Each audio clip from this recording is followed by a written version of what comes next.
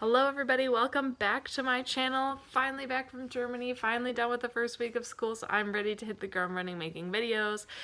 Did a ton of research this summer on minimalism, and so I have so many ideas of what I've done and what they've done, and I'm just like ready to share all that information with you.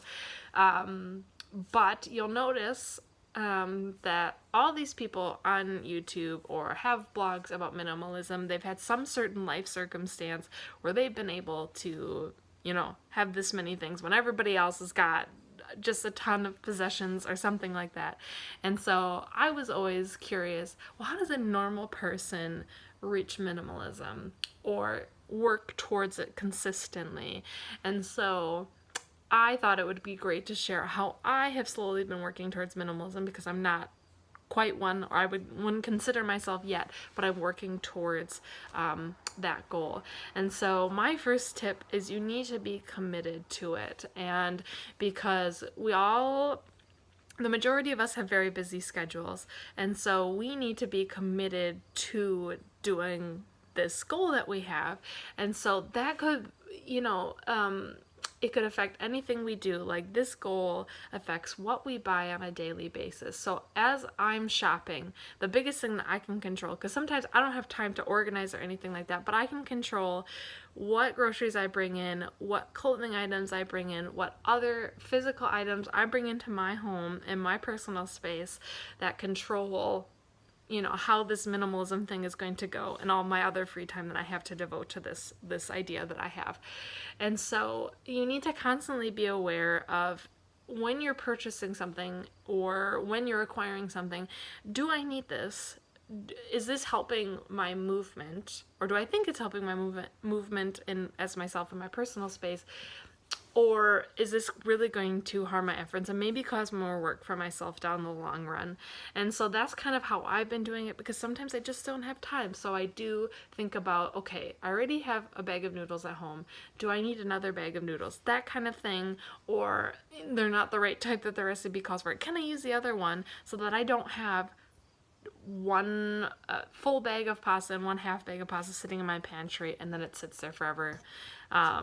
So that's the first tip, is that you need to sometimes say, okay, I'm not really done decluttering my closet yet, and I can't bring in any new items until I feel slightly more comfortable with what I have. So tip number 2 is to devote certain times, and I would even schedule them for yourself if you can, so you can make time for this. I try to do this myself, is have chunks of time where you do big decluttering, and it doesn't have to be all day. Normally I only have time for about 4 hours ish, and also I don't have the attention span to do any longer. But what I'll do is I have a notebook, and I will write down ideas that I have. Okay, I've noticed, like maybe I'm doing homework and I notice I have all these extra office supplies, and that's ridiculous. And so I'll write it down in my notebook so I don't have to keep that in my head and worry about that clutter, because that's, for me, that's what I worry about and get stressed about, is all this clutter. So I write that down, and for me, once I write it down, it clears my mind with that. And then I can come back on the chunk of 4 hours or whatever hours I have to do a big decluttering session, and then I can go straight to those office supplies if it's the next thing on my list or the more prioritized thing, and I can get rid of those pens, donate, however, recycle, however you want to do it. And for probably the most time, for me right now, clothes are a priority. I hopefully have a year left of school, and so I am slowly getting rid of some more casual items and trying to find more space for professional clothing. So that's kind of my goal and what I've been doing. And then I have done some kitchen decluttering, because sometimes you get sick of cleaning out your closet. But then the third, and probably even the most important tip for me, is find 15 minutes 3-4 times, whatever you have time in your schedule for, even if it's 5 minutes.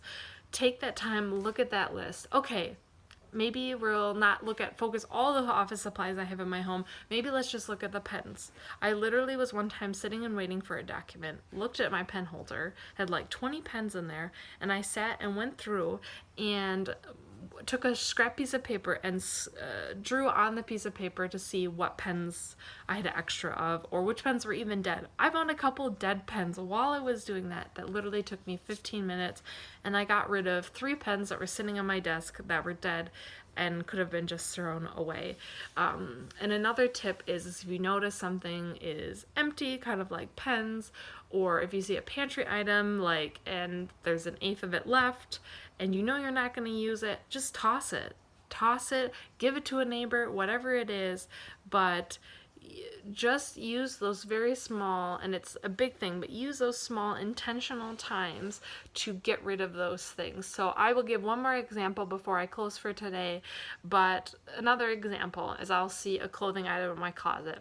I know I haven't worn it for at least a year, or it's too big or too small. I will take that outfit, hang it up, and then when it's a good lighting opportunity, because sometimes I'm busy, I will hang it up, and then what I will do in like a certain part of my closet, and then when I do have that free time and the lighting is okay, I will go hang up my, sorry if you can hear children shouting in the background, but then what I'll do is I'll hang it up in my normal spot, take a picture and put it on Poshmark, and then because Poshmark is where I get rid of most of my clothes and sell them, the more quality stuff. And so there it is. I've just utilized 2 separate times, probably only took me 15 minutes, and I was able to slowly try to get rid of 5 closet items, and that only took 15 minutes. And if you don't have that time and you're okay with making that sacrifice, you can even donate certain things to Goodwill. So, but those are my 3 tips that I have. If you have any questions or want me to address any topics, you can certainly put them in the comments below. Any criticisms, whatever, I would love to hear your ideas. So hopefully these were helpful for you, and I hope you have a great day. Thanks, guys. Bye-bye.